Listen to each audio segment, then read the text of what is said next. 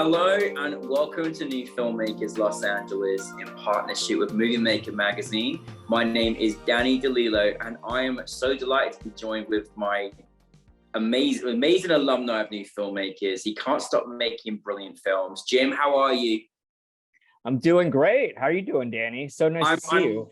It's so good to see you as always. Thank you for Pretty Pickle. I can't wait to have a conversation about it. But for those that haven't seen it, let's take a look at the clip. It doesn't bother me per se. Well, it seems like it does. Well, only because, like, does she not trust me? She could ask me anything. Sure, but if she thinks you have something to hide, dude, why would she ask you? What would I even hide? I'm not saying you are. I'm saying that you've only been dating for like 2 months. That's 8 weeks in total in the lives of someone who's lived fucking what, 1,700 weeks? And she's lived over 1,500 weeks. You do that in your head just now? Jim, are you in Chicago, right? Yep. Yeah. Snowy Chicago. Can't wait to have you back. But Jim, it's always such a lovely spectacle. You know that how beloved you are by the film festival, but your films, like I'm always loving the journey you take us on. But for those that haven't seen Pretty Pickle, tell us a brief synopsis.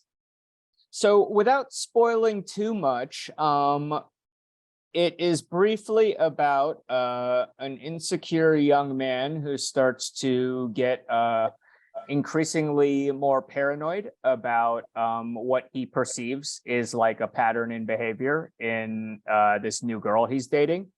And I think he just sort of goes about it in probably like the most wrong way possible and finds something, you know, that he was not quite expecting.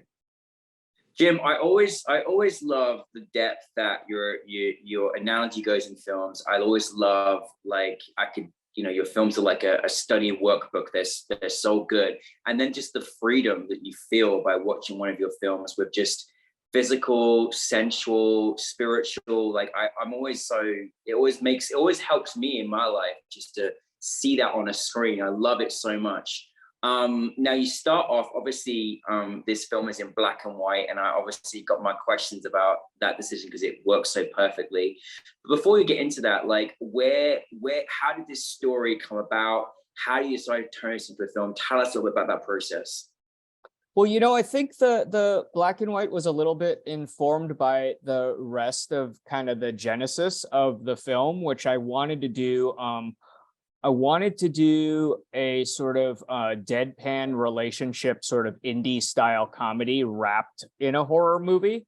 And so I feel like aesthetically, there is an interesting overlap between like classic horror movies like Psycho and Night of the Living Dead, and then something like Frances Ha and like Coffee and Cigarettes. You know, you've got this sort of like not like pared down, but I would call it more of like an evocative use of black and white. So I think it adds to the mystery. Yeah, it does add to the mystery. And I was thinking about Psycho as kind of in my head, and also I love Cigarettes and Coffee as well. And I was like, oh, it's got like this David Lynch-esque. And I was like, no, this is a Jim film. This is a Jim film. Like, this is, you got your own fantastic style in your own right. I love how you just, you always give actors freedom to play, and that's always something I love seeing with your actors that you put out there. With this particular film, how did you kind of work as a director with your actors? Because a lot of it really came down to performances, I imagine. Yeah, definitely. I do believe in the freedom to play and also collaborate with them and invite, a lot of their own ideas and, maybe a little bit of who they are and sort of infusing that into the character. I think one thing that was important for me, as well as the two leads, especially this time around, though, was working with an intimacy coordinator, because, within like, you know, their own process of working with me and working with each other and working with themselves to develop these characters, that was something that we, you know, definitely needed to be like on the same page about, was Yeah. you know, the amount of intimacy, which is like pretty voluminous for you know, like a 12 and a half minute short. I love that you did that, and it's so funny, Jim, because I noticed that in the credits, and I was like, "Oh, intimacy coordinator, that's brilliant!" And like, have you ever used that dynamic before? And how did that kind of alter your film or help the actors kind of reach the levels that you wanted to as well? Yeah, it was my first time personally working with one. I had a really great experience. We got a referral for Megan Corvino based on her reputation as an intimacy coordinator. She's like a fairly new to that role, even though she's been in the industry in multiple capacities for a while. But you know, her reputation in that role preceded her, and she put us very much at ease, to the point where we could, you know, be very comfortably communicative with one another, but also to the point where we weren't like, you know, like making fun of the material, but also just having a very light approach with it. And so, yeah, it just made it very easy, and felt like we were all kind of like headed in the right direction with how we chose to capture all of that stuff. And I mean, again, it's so refreshing to see such freedom of sexuality, you know, on screen, and just, you know, engaging with the context of the script and where the story was heading. It was just, you know, I always just love how you articulate it. It's so wonderful to see. So your decision in making it in black and white, did you know that from the very beginning, Jim? It wasn't until I realized that there was an aesthetic overlap between like the two genres that I was trying to fuse together, that it made sense. And I ran it by my cinematographer, Christopher Rahano. And he was like, I love that idea. So it's interesting to think back on it, like, you know, this time a year ago, having these conversations about it, and like think of like some version of it in our heads that wasn't in black and white, and, you know, in 4:3. Because that just feels like the right thing, you know, many months later still. With this particular story, Jim, like, you know, I kind of love the articulation of this relationship, you know, and sometimes, you know, I think a lot of people can kind of relate to maybe an experience like this as well. I think it was kind of very universal, but like, you know, how like, kind of what did you want your audience to experience from this? Because you always have such great symbolism in there as well, and kind of like you know, metaphoric moments and moralities and analogies. Like, what did you kind of want your audience to experience from your film? Yeah, well, you know, it was by design that there would be this amount of eroticism and on-screen intimacy, because I wanted it to subvert this common criticism that when people put sex scenes and love scenes in films, that it does not develop the characters, nor does it move the plot forward. And so I felt like, you know, I was very intentional about using these scenes to do both. You know, case in point, it's almost like there's not as much impact if in the horror element, which, you know, you learn about when you watch the film.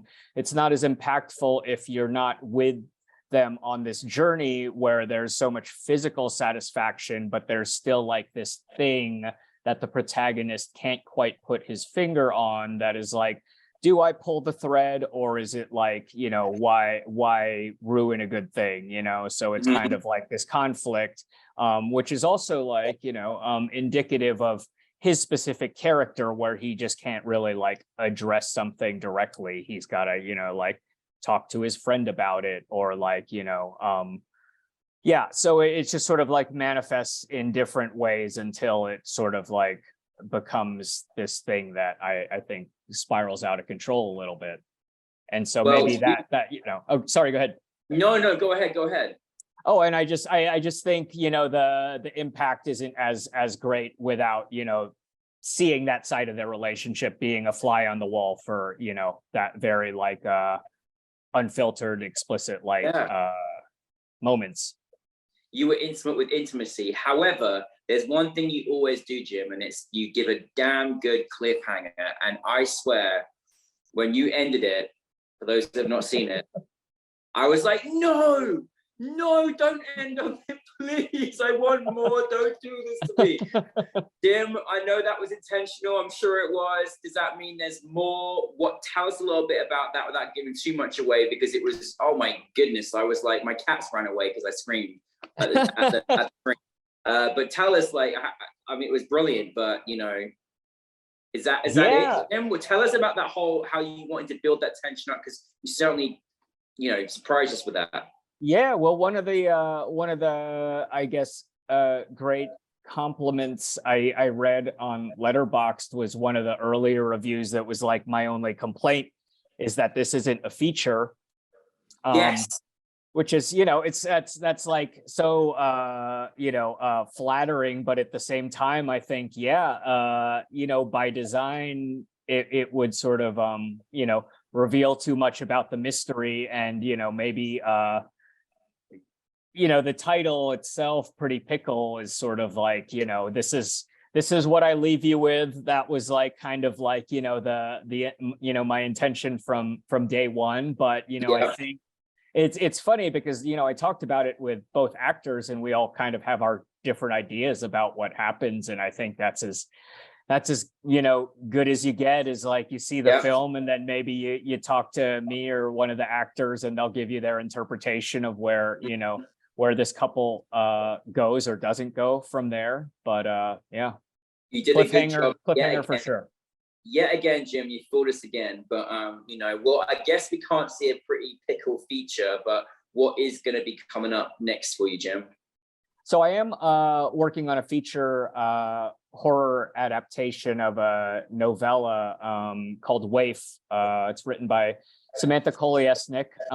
She is taking the lead on the script. I've got some co-writing duties on that, and I'm attached to direct. And so it's a very good book. It's a quick read. It's like 100 pages, pretty gnarly stuff as well. So like, you know, it's a quick read if people want to pick it up. We're adapting it into a movie. Hopefully we get going on that next year. And I'm currently also in the midst of a limited series, which was part of the, you know, New Narratives program. So you deserve it, Jim. You deserve it, honestly. I will watch everything that you make, and I always love that you give us so much. I mean, honestly, can't wait to have Pretty Pickle up on the big screen at New Filmmakers LA next week. But I'm just, you know, again, thank you for your art and your craft, and always pushing the edge in our cinematic experience. So thanks so much, Jim.